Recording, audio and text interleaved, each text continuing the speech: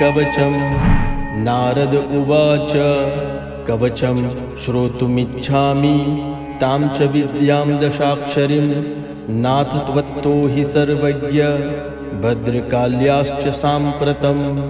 नारायण उवाच शृणु नारद वक्ष्यामि महाविद्यां दशाक्षरीं गोपनीयं च कवचं त्रिषु लोकेषु दुर्लभम्। ॐ ह्रीं श्रीं क्लीं कालिकायै स्वाहेति च दशाक्षरीं दुर्वासा हि ददौ राज्ञे पुष्करे सूर्यपर्वणि। दशलक्षजपेनैव मन्त्रसिद्धिः कृता पुरा पञ्चलक्षजपेनैव पठन् कवचमुत्तमम्। बभूव सिद्धकवचो प्ययोध्यामाजगाम सः कृत्स्नां हि पृथिवीं जिज्ञे कवचस्य प्रसादतः। नारद उवाच श्रुता दशाक्षरी विद्या त्रिषु लोकेषु दुर्लभा अधुना श्रोतुमिच्छामि कवचं ब्रूहि मे प्रभो।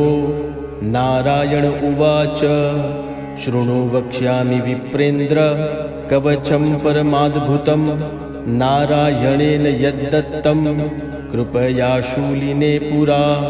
त्रिपुरस्य वधे घोरे शिवस्य विजयाय च तदेव शूलिना दत्तं पुरा दुर्वाससे मुने। दुर्वाससा च यद्दत्तं सुचन्द्राय महात्मने अतिगुह्यतरं तत्त्वं सर्वमन्त्रौघविग्रहम्।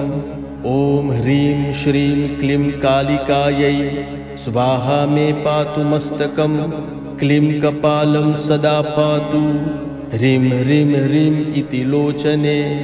ॐ ह्रीं त्रिलोचने स्वाहा नासिकां मे सदावतु क्लीं कालिके रक्ष रक्ष स्वाहा दन्तं सदावतु। ह्रीं भद्रकालिके स्वाहा पातु मेधरयुग्मकम्।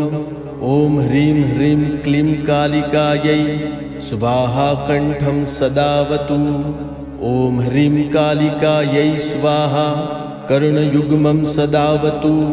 ॐ क्रीं क्रीं क्लीं काल्यै स्वाहा स्कन्धं पातु सदा मम। ॐ क्रीं भद्रकाल्यै स्वाहा मम वक्षः सदावतु। ॐ क्रीं कालिकायै स्वाहा मम नाभिं सदावतु। ॐ ह्रीं कालिकायै स्वाहा मम पृष्ठं सदावतु। रक्तबीजविनाशिन्यै स्वाहा हस्तौ सदावतु। ॐ ह्रीं क्लीं मुण्डमालिन्यै स्वाहा पादौ सदावतु। ॐ ह्रीं चामुण्डायै स्वाहा सर्वाङ्गं मे सदावतु। प्राच्यां पातु महाकाली आग्नेयां रक्तदन्तिका दक्षिणे पातु चामुण्डा नैऋत्यां पातु कालिका। श्यामा च वारुणे पातु वायव्यां पातु चण्डिका। उत्तरे विकटास्या च ऐशान्यां साट्टहासिनी। ऊर्ध्वं पातु लोलजिह्वा मायाध्या पात्वधः सदा। जले स्थले चान्तरिक्षे पातु विश्वप्रसूः सदा। इति ते कथितं वत्स सर्वमन्त्रौघविग्रहम् सर्वेषां कवचानां च सारभूतं परात्परम्। सप्तद्वीपेश्वरो राजा सुचन्द्रोऽस्य प्रसादतः कवचस्य प्रसादेन मान्धाता पृथिवीपतिः। प्रचेता लोमशश्चैव यतः सिद्धो बभूवः यतो हि योगिनां श्रेष्ठः सौभरिः पिप्पलायनः।